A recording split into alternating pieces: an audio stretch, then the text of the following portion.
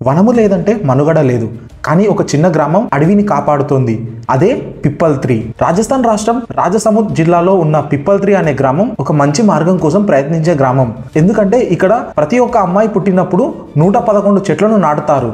ఈ వినూత్న ఆచారం 2006లో గ్రామానికి సర్పంచ్గా పనిచేసిన శ్యామ్ సుందర్ పలివార్ గారు ప్రారంభించారు. తన కూతురు మరణించిన తర్వాత ఆమె జ్ఞాపకార్థంగా ఈ అభ్యాసాన్ని మొదలుపెట్టారు.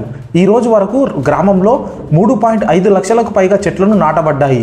వీటిలో నిమ్మ, మామిడి, ఆమ్ల వంటి చెట్లు ఉన్నాయి. వాటి చుట్టూ 25 లక్షల అలోవెరా మొక్కలను కూడా నాటారు.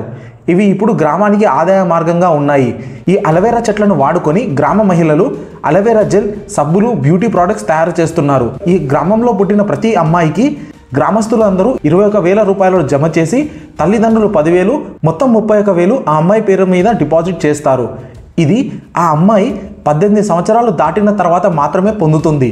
అయితే షరతులు కూడా ఉన్నాయి. ఆ అమ్మాయి చదువుకోవాలి, బాల్య వివాహం చేయకూడదు. పిప్పల్-3 ఒక గ్రామం మాత్రమే కాదు, ఇది ఒక మార్పు చిహ్నం.